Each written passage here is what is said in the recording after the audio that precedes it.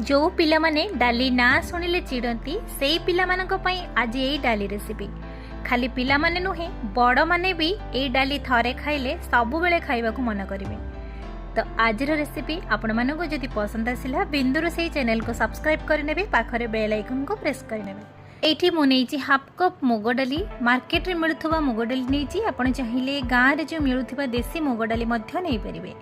ता सहित मु एठी नेइची हाफ कप मसूर डाली आपण चाहिले खाली मुग डाली रे बनै परिबे किंबा खाली मसूर डाली रे मध्य बनै परिबे, किंतु मुग डाली मसूर डाली मिसई की थरे बनांतु देखिबे तार टेस्ट बहुत ही बढ़िया आसीबो। आ ता सहित जदि आपण चाहिबे हरड डाली मध्य मिसई परिबे। एबे आमे सबु डाली को भल से धोई नबा। मो एठी हाफ कप मुग डाली हाफ कप मसूर डाली टोटल हैला 1 कप मुग डाली। एबे डाली को भल से धोई की ताकू एबे आमे साइड रे रखिबा। ता सहित आमे डाली रे आज गोटे यूनिक स्टाइल रे बनेबा। सेथि पई मु नेइची 2टी जन्ही 2टी टमाटो। जन्ही को भल से चोपा छोड़े की ताकू एबे आमे काटी नबा। जन्ही को ऐड करके थरे बनांतु देखिबे आजिर डाली रो स्वाद केबे भी पाई नथिबे। एई भली भाबरे थरे बनेबे पिला माने कोन समस्त मागी मागी की खाइबे।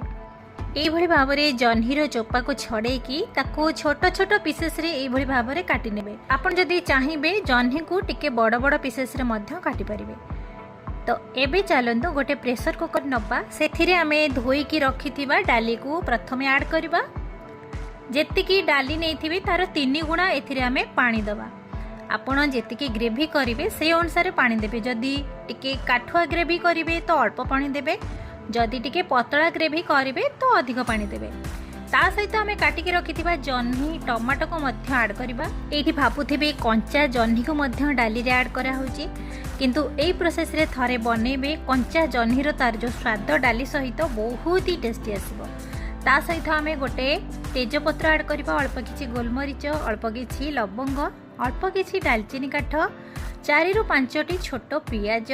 ता सहित आमे स्वाद अनुसार लूण एठी ऐड करबा, अल्प किछि हल्दी गुंड ऐड करबा, आउ टिके कलर पई अल्प किछि लंका गुंड ऐड करबा, आउ टिके डाली को टेस्टी बनेबा पई अल्प किछि गरम मसला एठी ऐड करबा। ता सहित 1 चम्मच सोरिष तेल निहाती ऐड करिवे। देखिबे बहुत बढ़िया बास्ना और टेस्ट आसीबो। एई भली भाबरे छोट छोट टिप्स को फॉलो करिवे, देखिबे डाली बहुत ही बढ़िया बनिबो और टेस्टी भी बनिबो।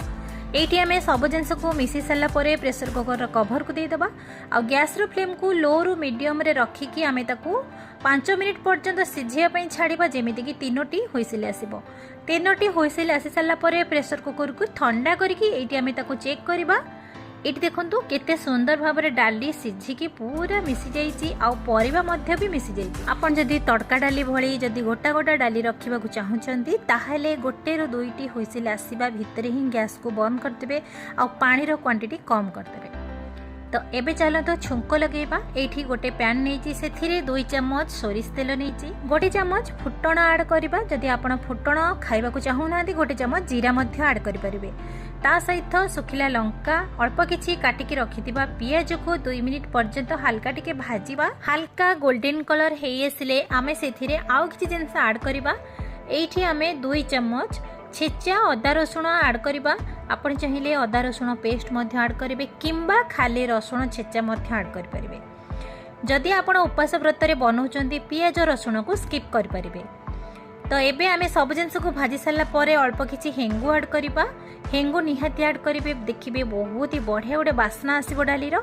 आ कलर पई म एठी अल्प किछि लंका गुंड ऐड करछि। हेंगु जदि खाइबा को पसंद करू नांती ताले भजा जीरा लंका गुंड 1 चम्मच सेथिरे ऐड करके मिसई नेबे, देखिबे तार टेस्ट बहुत ही बढ़िया आसीबो। एबे आमे सबु मसला को भाजी साला परे एबे आमे सिझेई की रखिथिबा डाली को ऐड करबा आ ताको धीरे धीरे मिसई नबा।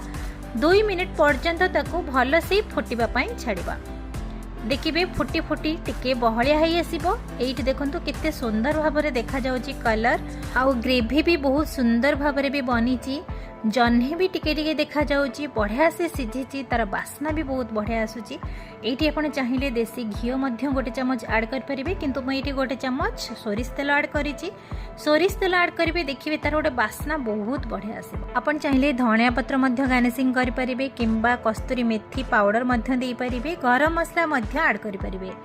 तो एबे देखंतु हमर केमिति डाली बनिकी रेडी हो गलानी तो ये चलतु सर्व करवा। आपण गरम भात रुटी पराठा सबू थीरे खाई परिबे।